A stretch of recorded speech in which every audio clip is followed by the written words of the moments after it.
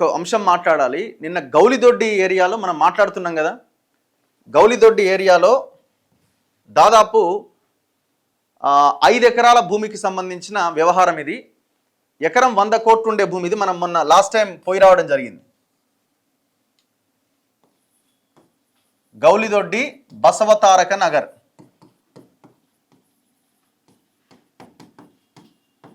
ఇక్కడ 5 acres land ఇది, 5 ఎకరాల ల్యాండ్ ఇది.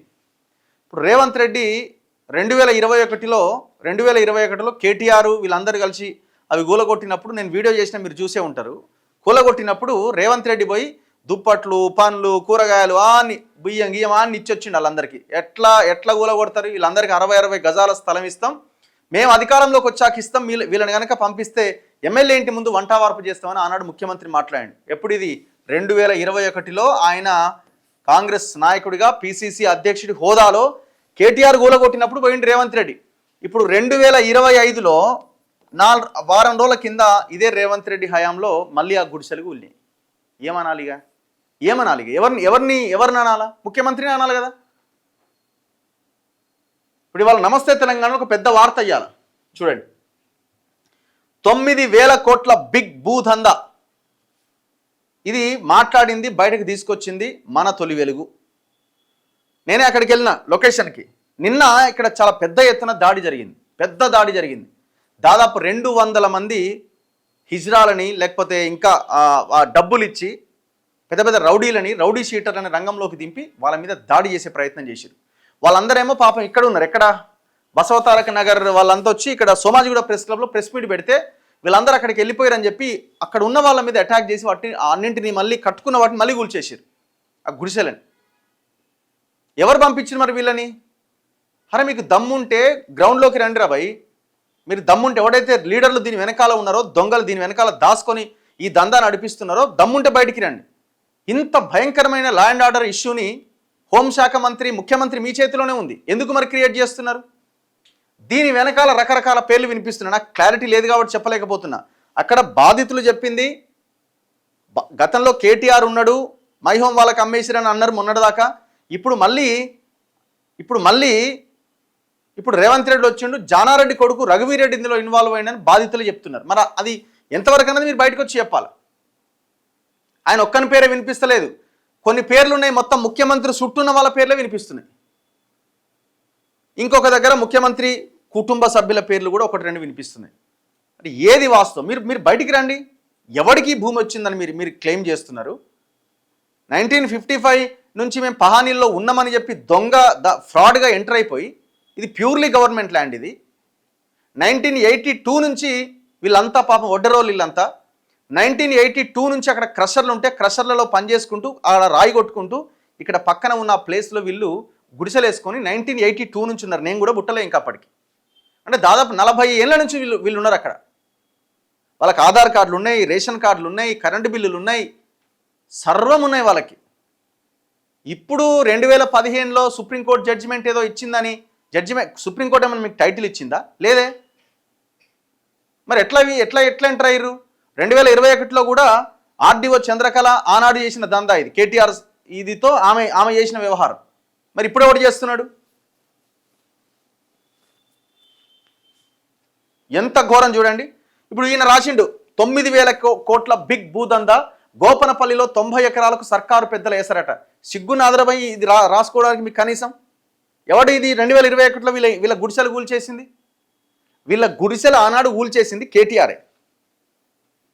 ఈ 5 ఎకరాల మీద కన్ను పడ్డది కేటీఆర్కి ఫస్ట్. ఆనాడు కేటీఆర్ కూలగొడితే రేవంత్ రెడ్డి వచ్చి ధర్నా చేసిండు. ఇవాళ రేవంత్ రెడ్డి కూలగొట్టిండు. నమస్తే తెలంగాణలో వార్త వచ్చింది. ఎవడు అసలు మీకు ఏమన్నా అపోజిషన్లో ఉన్నప్పుడు ఒక మాట, అధికారంలోకి వచ్చాక ఒక మాట, మళ్ళీ అపోజిషన్లోకి పోగానే ఇంకొక మాట. అసలు మీరు మనుషులేనా? కనీసం మీకు మానవత్వం ఉందా? మీరు ఏం మాట్లాడుతున్నారో మీకు అర్థమవుతున్నదా? ఫస్ట్ దీనికి కేటీఆర్ సమాధానం చెప్పాలి. నువ్వు ఫస్ట్ వెళ్ళి అక్కడ ధర్నా చేయనికి దమ్ముంటే. ఆనాడు కూలగొట్టిన, ఇప్పుడు ఈనాడు నువ్వు ధర్నా ఇట్లా పేపర్లలో రాయిస్తున్నావు. ఆనాడు రేవంత్ రెడ్డి ఎట్లా కూలగొడతారని మాట్లాడి ఇప్పుడు ఇవాళ రేవంత్ రెడ్డి కూలగొట్టిండు. ఎవడున్నాడు దీని వెనకాల?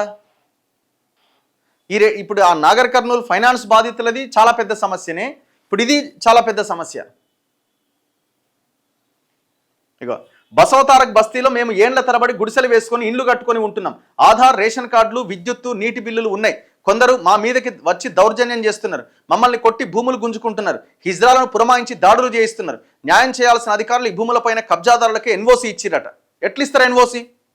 ఆ భూమి 90 ఎకరాలు, అక్కడ ఎకరం 100 కోట్లు. అంటే ఆ దందా విలువ అక్షరాల 9,000 కోట్లు. ఎవడున్నాడు దీని వెనకాల?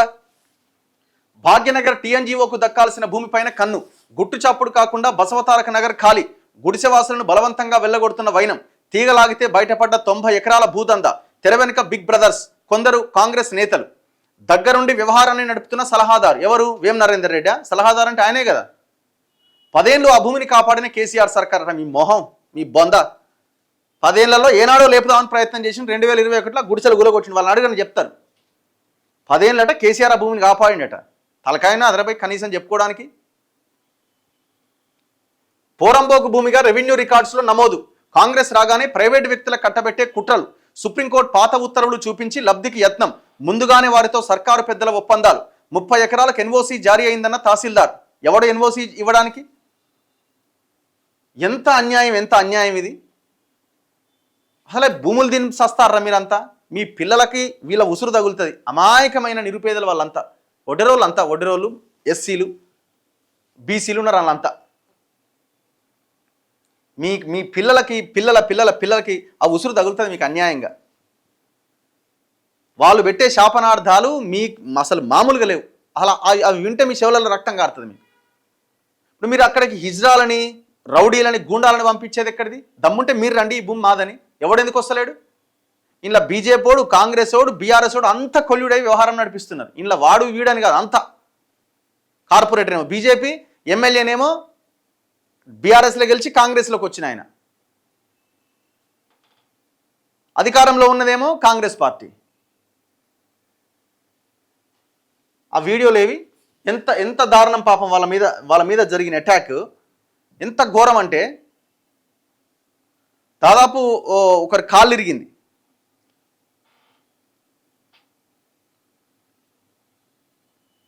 గౌలిదొడ్డి ఒడ్డెరలపై హిజ్రాలతో దాడి చేయించిన పొలిటికల్ రియల్ మాఫియా. ఇగో రేవంత్ రెడ్డి ఇదేనా ప్రజాపాలన? గౌలిదొడ్డి బసవతారక నగర్పై 200 మంది రౌడీల దాడి. వాళ్ళేం తక్కువలేరు. మీరు ఎవడన్నా ఈ భూమి మాదని పోతే మిమ్మల్ని చంపుతారా నాయనాడ. ఎందుకంటే వాళ్ళు కూడా అంతే స్ట్రాంగ్ ఉన్నారు. అక్కడ ఉన్న యువకులు కానీ, ఆ మహిళలు కానీ. వీళ్ళు దాడి చేస్తే వాళ్ళందరినీ బంధించారు లోపల.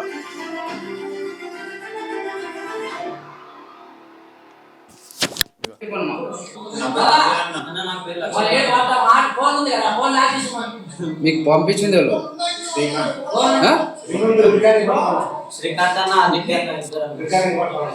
శ్రీకరన్న ఆదిత్య. ఏడుకెళ్ళి వచ్చారు మీరు? లింగంపల్లి. మీరు 5 మంది అక్కడికి వెళ్ళానా? 5 మంది అక్కడికి వెళ్ళానా? అక్క మీరు చెప్పరాక చెప్పాక చెప్పు. స్పందన్. నీ పేరు? రషీద్. వసు. ఏడుకెళ్ళి వచ్చారు అక్క మీరు? కరెక్టేక మీకు పంపించింది క్యాండిడేట్ ఎవరు? ఇప్పుడు మీ క్యాండిడేట్ పేరు ఏది? మీ పెద్ద పేరు ఏంది? శ్రేయ. సరే.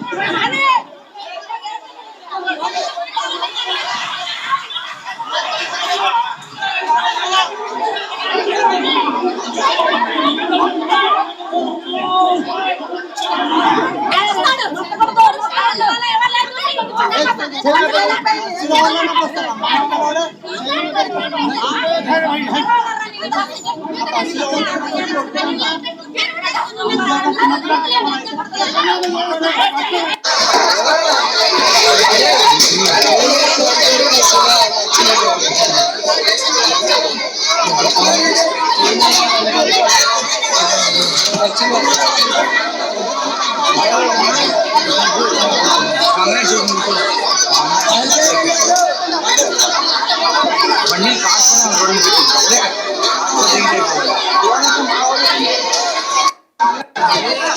ఇప్పుడు ఎవడైతే ఆ భూమి నాదని క్లెయిమ్ చేస్తుండో వాడు దర్జాగా అక్కడికి పోయి భూమి నాదని చెప్పాలా. కొట్టి చంపుతాడు, రాళ్ళతో కొట్టి చంపుతారు మిమ్మల్ని ఆడ. మరి ఎవడో దీని వెనకాలనేది పెద్ద పెద్ద తలకాయలు అయితే ఉన్నాయండి. ఆనాడు కేటీఆర్ ఉన్నాడు, ఈనాడు ఈ పార్టీలో ఉన్న వాళ్ళు ఉన్నారు, అందరు కలిసే ఉన్నారు. వీళ్ళంతా దొంగలు, అలా పేరుకి ఆ పేపర్లలో ఇట్లా రాస్తూ ఉంటారు. సో చాలా దుర్మార్గమైన విషయం ఇది. రేవంత్ రెడ్డి గారు మీరు గతంలోనే ఆ ప్రాంతానికి వెళ్ళి 60 గజాలు పేదలకు ఇవ్వాలన్నారు, అదే బసవతారక నగర్లో. మీరు మాట్లాడిన వీడియోలు ఉన్నాయి కదా, మేము ప్రజెంట్ చేసినాం ఆల్రెడీ.